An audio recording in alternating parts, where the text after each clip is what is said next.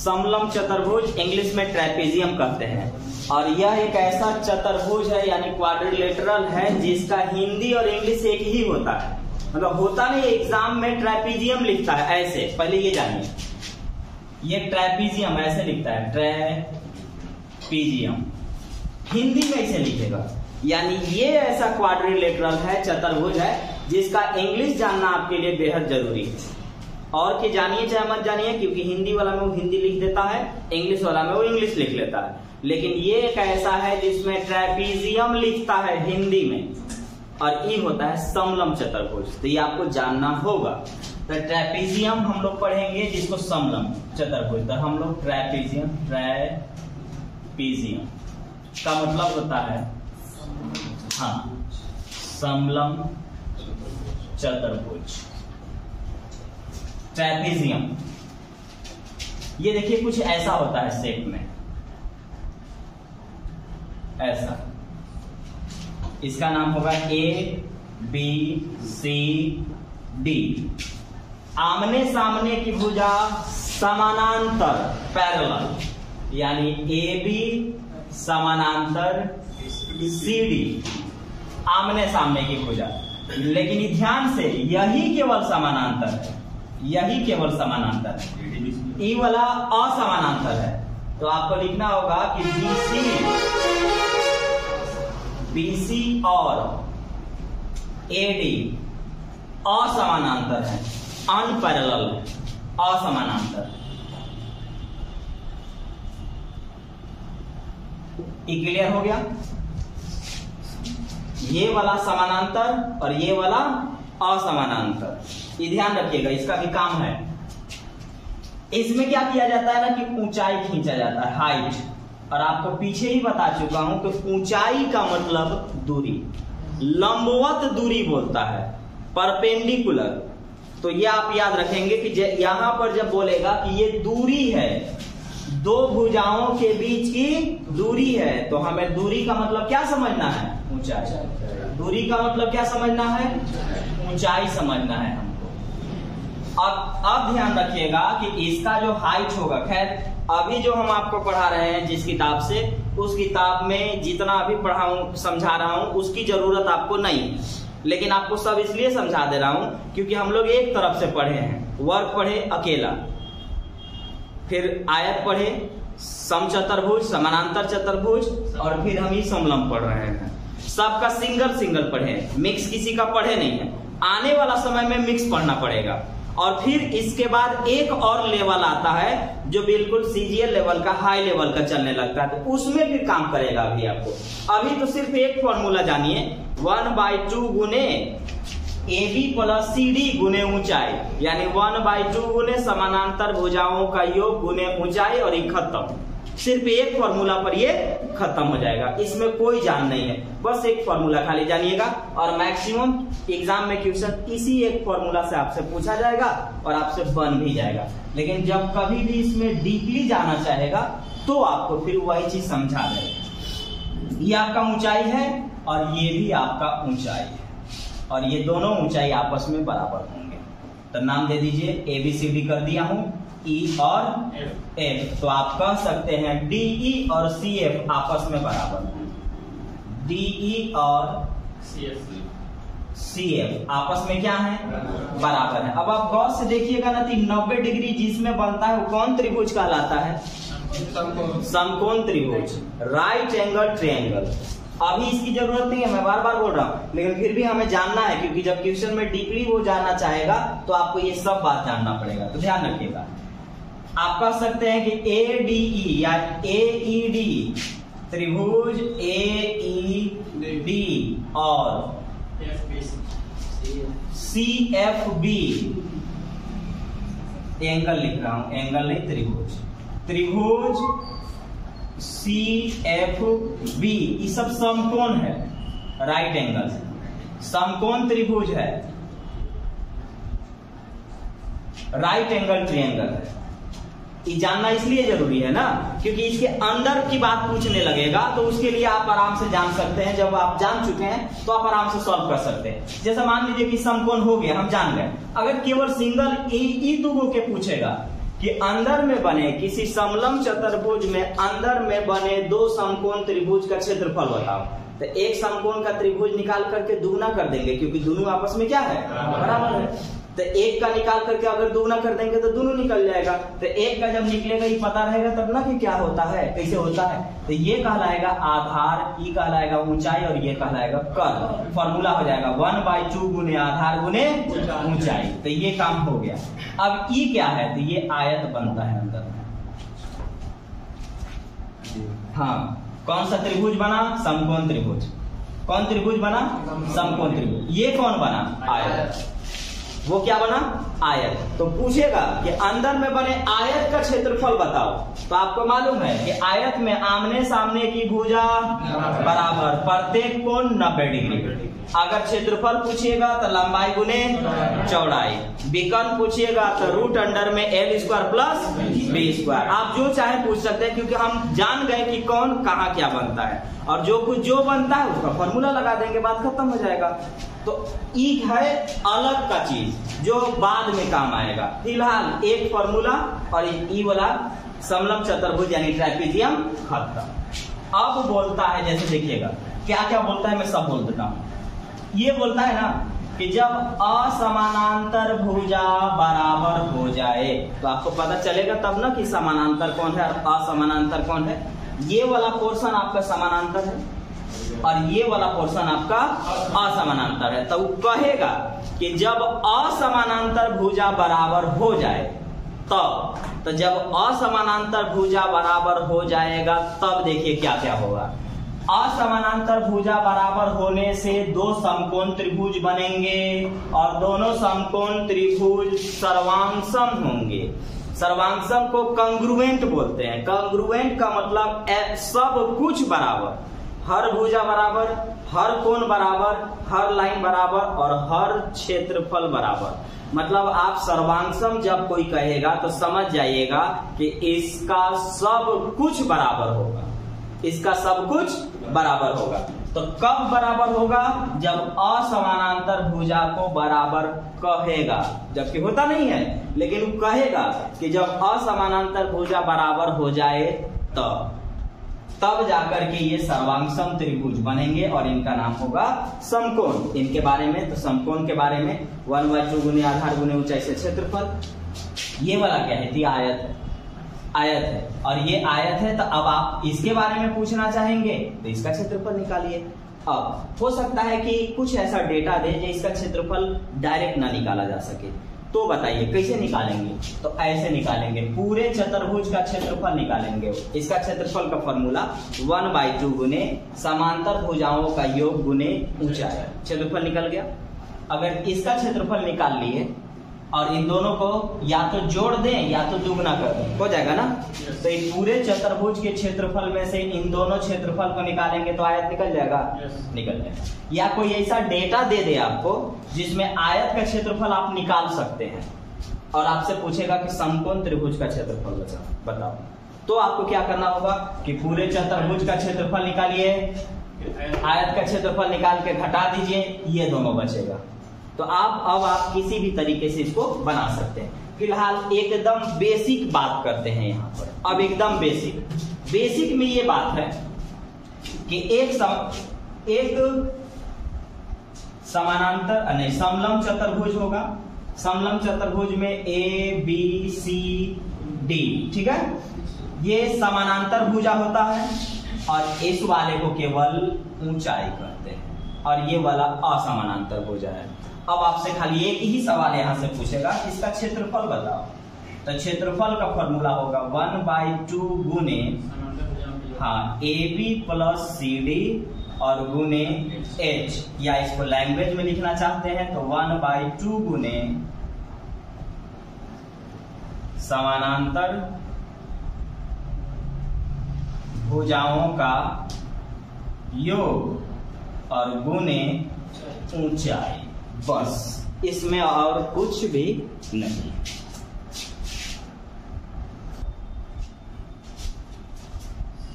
एक समलंब चतुर्भुज की समांतर भुजाएं 1.5 मीटर तथा 2.5 मीटर लंबी है। तथा इन भुजाओं के बीच की लंबवत दूरी का मतलब ऊंचाई 6.5 मीटर है। तो चतुर्भुज का क्षेत्रफल कितना होगा? देखिए सबसे पहला चीज कि हम जान चुके हैं कि इसका जो फिगर होता है वो ऐसा होता है, ये वाला, और इस वाले में समानांतर जो भुजा है वो ये है। तो एक को दिया है 1.5 और एक दिया है 2.5। बड़ा कौन है? देखने वाला तो ये लग रहा है, तो ये आएगा 2.5 और ये आएगा 1.5। और लंबवत दूरी मतलब ऊंचाई, लंबवत दूरी मतलब ऊंचाई, और ये दिया है 6.5। और आपको एक बात बताए हैं कि जो कुछ दिया है उसका फॉर्मूला मेंसुरेशन में लगा दीजिए, वो बन जाएगा। या तो जो पूछा है वो फॉर्मूला लगा लीजिए, या जो दिया है वो फॉर्मूला लगा लीजिए। तो यहाँ पर कुछ दिया नहीं है बल्कि डायरेक्ट पूछ दिया।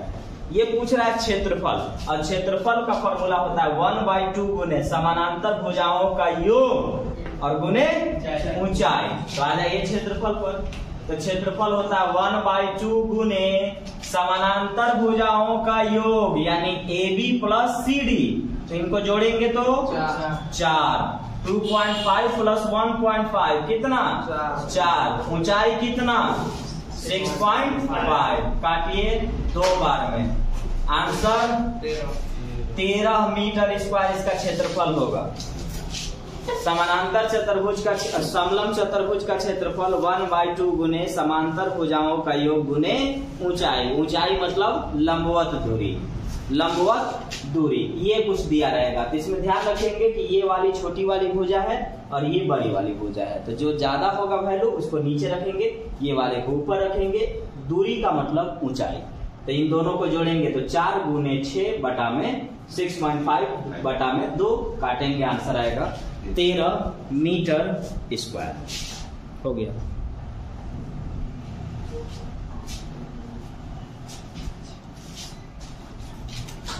एक समलंब चतुर्भुज की समांतर भुजाओं का अनुपात 3:5 तथा इनके बीच की दूरी 12 सेंटीमीटर है। यदि इस चतुर्भुज का क्षेत्रफल 384 सेंटीमीटर स्क्वायर है, वर्ग सेंटीमीटर, तो समांतर भुजाओं में से छोटी भुजा की लंबाई क्या है? तो देखिए यहाँ पर हमें मालूम है कि इसका जो फिगर है, आकृति है, वो इस टाइप का होता है। इसका नाम ABCD समानांतर भुजा ये वाला होता है, और ये दिया है 3:5। तो 3 छोटा है और 5 बड़ा है, यही ना है।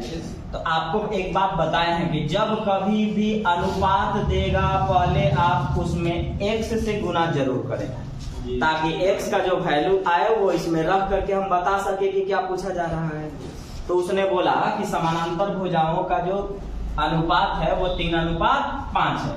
तो बड़ी भुजा है तो बड़ी भुजा 5 दे दिए, छोटी भुजा 3 है तो 3 दे दिए, और इसके बारे में बोला कि इनका लंबवत दूरी यानी ऊंचाई 12 सेंटीमीटर है, और इसके अलावा दिया हुआ है क्षेत्रफल। अब आपको हम बताए हैं कि जो कुछ दिया जाए सिर्फ आप उसका फॉर्मूला लगाइए, बाकी बन जाएगा। तो आपका क्षेत्रफल दिया हुआ है 384 सेंटीमीटर स्क्वायर, ये ना है, ये क्या है? क्षेत्रफल। तो जो है उसका फॉर्मूला लगेगा, जो है उसका फॉर्मूला लगेगा। तो ये है क्षेत्रफल, तो क्षेत्रफल का फॉर्मूला, क्षेत्रफल का फॉर्मूला 1/2 गुने समानांतर भुजाओं का योग, तो 5 और 3 8x, और गुने ऊंचाई, ऊंचाई कितना? 12। 2 से काटिए 6 बार, 8 से काटिए 8 चौका 32, 8 अठाएं 64, 6 से 6 अठे 48। ये है x, तो x का वैल्यू 8, तो यहाँ रख दीजिए। 8 तरीके 24, 8 बचे 40। छोटी भुजा कौन है? 24। तो आपसे छोटी भुजा पूछा गया है, तो छोटी भुजा कितना सेंटीमीटर है? 24 सेंटीमीटर। छोटी भुजा 24 सेंटीमीटर। तो जो देगा बस उसका फॉर्मूला लगाइए। क्षेत्रफल दिया, क्षेत्रफल का फॉर्मूला लगाइए।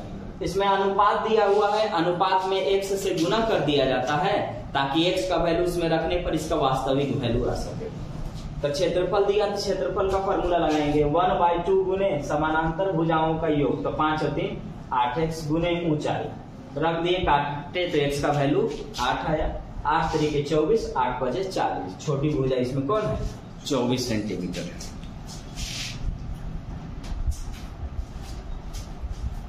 एक समलंब चतुर्भुज की समानांतर भुजाओं की लंबाई का अंतर, अंतर मतलब डिफरेंस, डिफरेंस मतलब माइनस, का अंतर 4 सेंटीमीटर तथा इनके बीच की दूरी 19 सेंटीमीटर। यदि समलंब चतुर्भुज का क्षेत्रफल 475 सेंटीमीटर स्क्वायर हो तो समानांतर भुजाओं की लंबाई क्या है? अब ध्यान रखिएगा कि हम जानते हैं कि इसका जो फिगर है वो ये होता है, और इसमें भी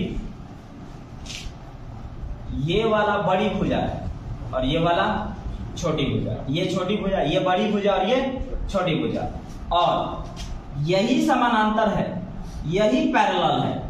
यानी हमें इस साइड की लंबाई पूछा जा रहा है और बोलता है कि इसका जो ऊंचाई है वो 19 है, और बोलता है कि इन दोनों में अंतर 4 का है। इसका मतलब बड़ी भुजा छोटी से 4 ज्यादा है या छोटी भुजा बड़ी से 4 कम है। आपकी मर्जी, आप जो चाहें मान सकते हैं, लेकिन दोनों के बीच में कितने का अंतर होना चाहिए? 4 का। अगर मैंने छोटी भुजा को x दिया तो बड़ी भुजा x प्लस 4, और अगर मैंने बड़ी भुजा को x दिया तो छोटी भुजा को x माइनस 4। आपकी मर्जी, आप जो लेना चाहें ले सकते हैं, जैसे सॉल्व करना चाहते हैं कर सकते हैं, कोई दिक्कत नहीं। आप जैसे मन वैसे करें, कोई दिक्कत नहीं है। तो मान लेते हैं छोटी भुजा x तो बड़ी भुजा x प्लस, क्योंकि अंतर था, दोनों भुजाओं में कितने का अंतर है? 4 सेंटीमीटर का। अब इसमें जो देगा उसका फॉर्मूला लगेगा। तो इसमें आपको दे रहा है क्षेत्रफल, तो क्षेत्रफल का फॉर्मूला लगेगा। क्षेत्रफल कितना दिया हुआ है? 475। 475 क्या है? क्षेत्रफल है। तो क्षेत्रफल का क्या लगाएंगे? फॉर्मूला लगाएंगे, और क्षेत्रफल का फॉर्मूला 1/2 गुने समानांतर भुजाओं का योग, यानी x और x 2x प्लस 4, समानांतर भुजाओं का योग गुने ऊंचाई। ऊंचाई कितना है? यही है जी, 1/2 गुने समानांतर भुजाओं का योग गुने ऊंचाई, यानी AB प्लस CD। तो x और x 2x। ठीक है, 19 से काटिए, 19 दूना 38 और 19 पचे 95, क्रॉस मल्टीप्लाई, तिरछा तिरछी गुना, 25 दूना 50, 2x प्लस 4, प्लस इधर आएगा तो माइनस, प्लस इधर आएगा तो माइनस, बराबर में, अरे प्लस इधर जाएगा तो क्या होगा? माइनस होगा। तो 50 में से 4 गया 46 बराबर 2x, तो x बराबर 23। इसका मतलब हुआ कि ये वाला भुजा कितना है? 23। ये कितना होगा? 23 और 4। आपसे यही पूछा गया है कि समानांतर भुजा कितने हैं, तो एक 23 है और दूसरा 27। एक 23 है और दूसरा 27 है। एक बार फिर से, मैंने ये मान लिया x और ये मान लिया x प्लस 4, क्योंकि ये भुजा इससे अंतर होना चाहिए 4 का। बड़ी है इसलिए ज्यादा है, छोटी है तो कम कर देते। क्षेत्रफल दिया, क्षेत्रफल का फॉर्मूला 1/2 गुने समानांतर भुजाओं का योग, x और x 2x प्लस 4 गुने ऊंचाई।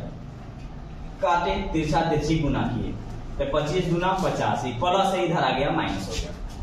50 में से 4 गया 46, काट दिए, x का वैल्यू 23। तो अगर ये 23 है तो ये 4 और ज्यादा है, 23 और 4 27। हमारे पास समानांतर भुजा जो है एक होगा 23 और दूसरा होगा 27।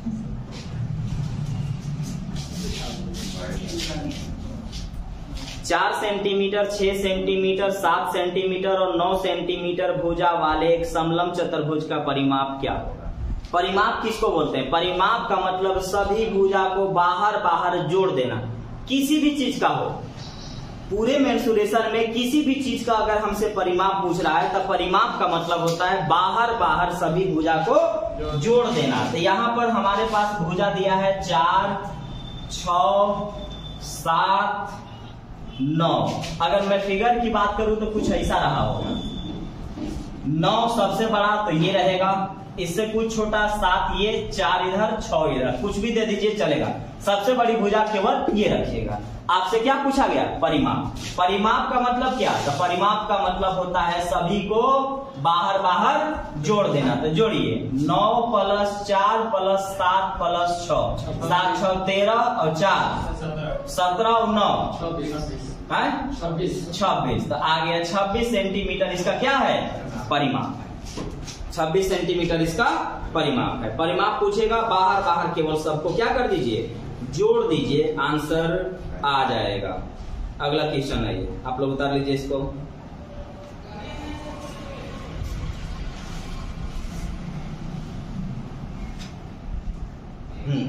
अगला क्वेश्चन अच्छा, एक समलंब चतुर्भुज की परिधि, परिधि परिमाप परिमिति सब एक ही चीज है। परिधि परिमाप परिमिति सब क्या है? एक ही चीज है। तो एक समलंब चतुर्भुज की परिधि 58 सेंटीमीटर है और इसकी गैर समानांतर भुजाओं का योग, यही बात बोले थे कि कौन समानांतर है और कौन गैर समानांतर है। गैर समानांतर का मतलब जो समानांतर नहीं है। तो गैर समानांतर भुजाओं का योग 20 सेंटीमीटर है। यदि इसका क्षेत्रफल 152 सेंटीमीटर है तो समानांतर भुजाओं के बीच की दूरी क्या है? अब बताइए मुझे कि बीच की दूरी का मतलब क्या? ऊंचाई। बीच की दूरी का मतलब ऊंचाई। तो आपसे जो कहा जा रहा है इसकी बात करते हैं। देखिए जो जो दिया है मैं लिख देता हूं। हमको दिया है परिमाप, परिधि बोल रहा है लेकिन हम परिमाप है इसको समझ रहे। परिमाप दिया हुआ है 58। गैर समानांतर भुजाओं का योग की अगर मैं बात करूं और अगर मैं इसको लिख दूं तो ऐसा कुछ रहा होगा ABCD। हमसे AD और BC, AD और BC दिया हुआ है, ये दिया हुआ, इन दोनों को जोड़ के लिखता है 20। क्षेत्रफल दिया हुआ है 152, क्षेत्रफल दिया हुआ है 152 सेंटीमीटर स्क्वायर। हमसे पूछता है कि ऊंचाई बता दो क्या है? ये है हमारे पास ऊंचाई हमसे पूछा गया है। तो देखिए, तो अगर गौर से मैं देखूंगा तो परिमाप का मतलब क्या? बाहर बाहर सबको जोड़ देना। परिमाप इसी को ना बोलते हैं। ठीक, अब इसमें अगर इन दोनों को जोड़ा गया है तो क्या मैं पूरे परिमाप में से, ध्यान रखिएगा, पूरे परिमाप में से अगर इन दोनों का योग घटाऊंगा तो क्या ये वाला आ जाएगा? तो निकाल दीजिए डायरेक्ट आप। इसको बोलते हैं AB + CD, यानी समानांतर भुजाओं का योग। ये निकालना है तो पूरे परिमाप में से 58 में से ये वाला निकाल दीजिए। तो ये वाला कितना है? 20 है। घटाएंगे तो 38। ये क्या आया? इस बात का ध्यान रखिएगा। क्या आया? ये समानांतर भुजाओं का योग आ गया। क्या दिया हुआ है? पूरा परिमाप दिया है। परिमाप में बोलता है कि गैर समानांतर भुजाओं का योग है 20। तो गैर किसको बोलते हैं? AD + BC को बोलते हैं। अब अगर मैं पूरे परिमाप में से, परिमाप हम समझ चुके हैं कि परिमाप का मतलब बाहर बाहर सबको जोड़ देना। तो अगर मैं पूरे में से इन दोनों को निकालूंगा तो ये दोनों बचेगा, यही ना। और ये दोनों को बोलते हैं समानांतर भुजाओं का योग। 58 में से 20 गया 38 आ चुका है। अब हमारे पास दिया हुआ है क्षेत्रफल और पूछ रहा है हमसे ऊंचाई। दिया हुआ है क्षेत्रफल और पूछ रहा है हमसे ऊंचाई। तो हमें एक बात मालूम है कि जो कुछ दिया जाएगा उसी का फॉर्मूला लगाया जाता है। तो क्या दिया हुआ है? क्षेत्रफल। तो आप क्षेत्रफल का फॉर्मूला लगाएंगे। क्षेत्रफल कितना दिया हुआ है? 152। और क्षेत्रफल का फॉर्मूला होता है 1/2 गुने समानांतर भुजाओं का योग। तो समानांतर भुजाओं का योग कितना लाए हैं? 38। 1/2 गुने समानांतर भुजाओं का योग गुने ऊंचाई। यही तो हमें निकालना है। 2 से काटेंगे 19 बार में। 19 के टेबल में आएगा 19 8 152। जिनको नहीं मालूम होगा 8 9 72, 8 एकम 8 और 7 15। H का वैल्यू 8 सेंटीमीटर, यानी इसका जो ऊंचाई होगा वो 8 सेंटीमीटर होगा। ये सवाल बढ़िया था।